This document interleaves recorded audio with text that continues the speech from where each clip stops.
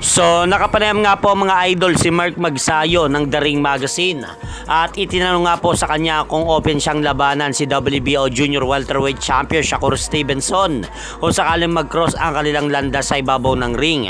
Dahil ayon nga po kay Magsayo mga idol, payag naman daw siyang labanan si Shakur Stevenson sa ibabaw ng lona.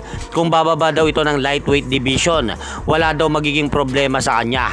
At nagbigay din po mga idol si Mark Magsayo ng opinyon sa magaganap na bakbaang Ryan Garcia versus Conor Benn ngayong darating na September 12 sa Las Vegas, Nevada.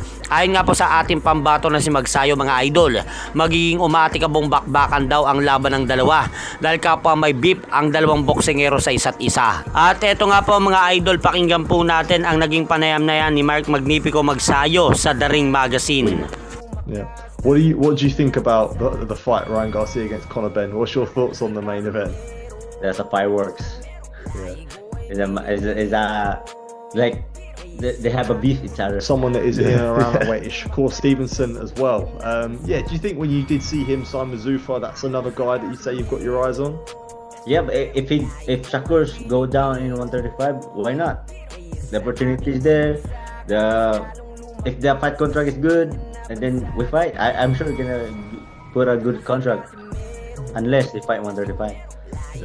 Samantalang kung may good news mga idol ay hindi po mawawala ang salitang bad news.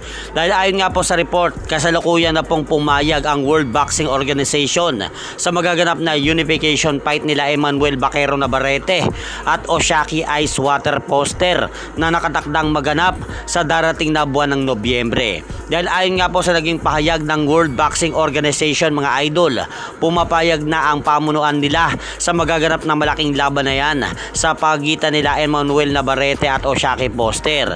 Pero may kondisyones nga po mga idol ang WBO kung sakali daw kung sino kila Emmanuel Navarrete at Oshaki Poster ang magwawagi sa magaganap na laban na yan ay kailangan niyang labanan si Charlie Suarez sa loob ng 180 days.